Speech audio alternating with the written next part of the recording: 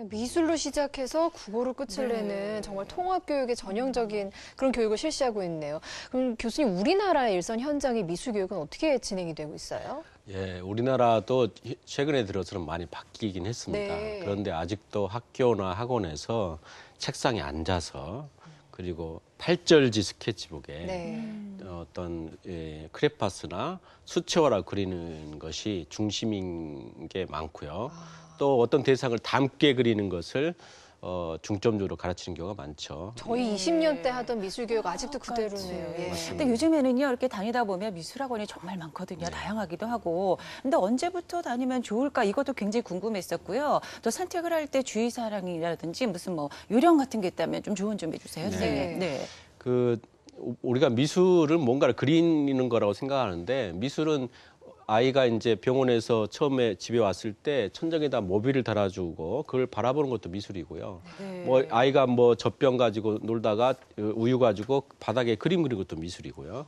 그런데 그림을 아이가 처음 그리는 게 돌 이전입니다. 그러니까 10개월이면 그리거든요. 부모가 관심이 없으면 2돌까지도 아이가 그림을 안 그릴 수도 있습니다. 그래서 아이가 낙서 같은 그림을 많이 그리잖아요. 그런 것을 충분히 시켜주는 게 굉장히 중요합니다. 그러니까 벽에다가 막 낙서 같은 거 하면 얘 좀 보라고 이게 산만하다고 막 이러면서 도배해야 되는데 혼내켜야 되잖아요, 선생님. 예, 그래서 그런 경우는 안 좋은 거죠. 예, 이게 네. 벽에다가 이제 아이의 이 창의성을 길러준다고 이 벽에다 그리게 하는 경우도 놔두는 경우도 있는데 저는 그것은 이제 반대하는 편입니다. 오히려 왜요? 아이가 이제 자유롭게 그리게 하는 건 좋은데 어떤 제한을 두는 게 굉장히 중요하고요. 그래서 어떤 전지라든지 그릴 곳에 그리게 하는 것. 그래서 어떤 하얀 칠판이라든지 이런 종이에다가 마음껏 그리게 하는 게 굉장히 중요합니다. 그래서 미술학원을 선택할 때 이 학원에서 뭔가를 닮게 그리는 경우가 있는데 그런 학원보다는 어렸을 때는 이 퍼포먼스로 그러니까 놀이와 미술이 결합된 그런 그 프로그램을 시키는 게 좋고요. 미술학원 같은 경우는 직접 엄마가 찾아가 봐서 어떤 교육을 시키는지 면담을 해보고 고르는 게 필요하고요.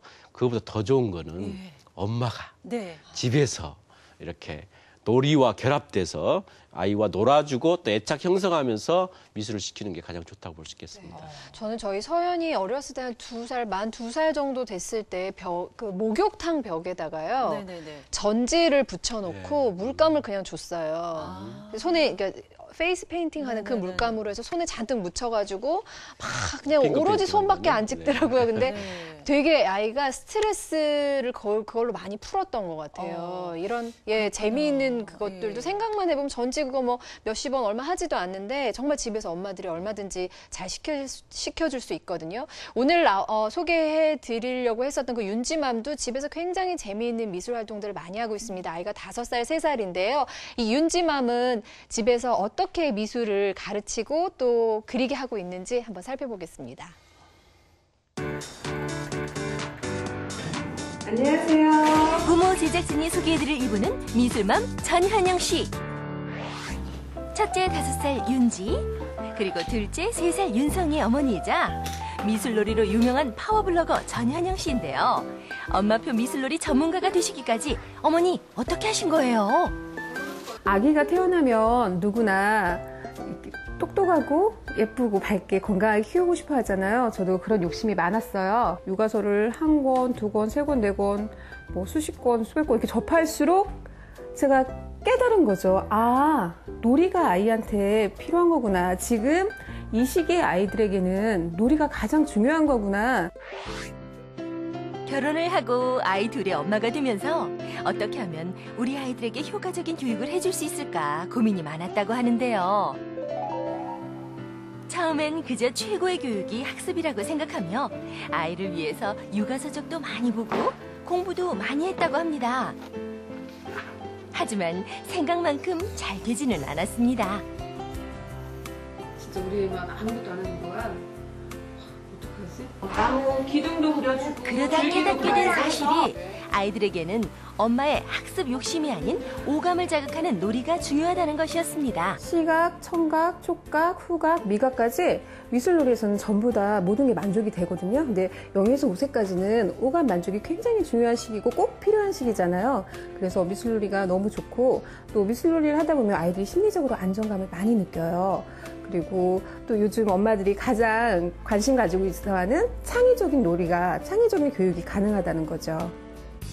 자, 그럼 베테랑 미술맘의 창의적인 미술놀이를 배워볼까요? 근데 지금 뭐 하시는 거예요? 그래, 주워봐. 낙엽으로 뭐 하려고 그래요? 그림 그리려고요. 어떤 그림이요? 예쁜 그림이요. 이렇게 떨어져 있는 낙엽, 그냥 보기에 별거 아닌 낙엽이잖아요. 이게 정말 좋은 놀이 재료가 되거든요. 들어가서 한번 해볼게요. 첫 번째 놀이는 시각놀이로 낙엽과 열매로 나무 만들기입니다. 주워온 낙엽으로 여기다가 예쁘게 진짜 나무처럼 꾸며볼까? 이렇게 나올까요? 스케치북에 크레파스로 나무 밑그림을 그려주고요. 밑그림 위에 풀을 충분히 바른 다음 나뭇가지와 나뭇잎을 붙여주세요. 그런데 토끼 주려고? 토끼 먹으라고 어디다 놔? 아, 예쁘다. 근데 나무에는 왜 뿌리가 있을까? 다리 대신 뿌리. 다리 대신 뿌리가 있는 거야? 그리고 뿌리로 뭐 해요? 뿌리하고 닭고기랑 비도 먹어. 군데군데 나무 열매도 붙여주고요. 낙엽으로 그린 그림이에요. 와!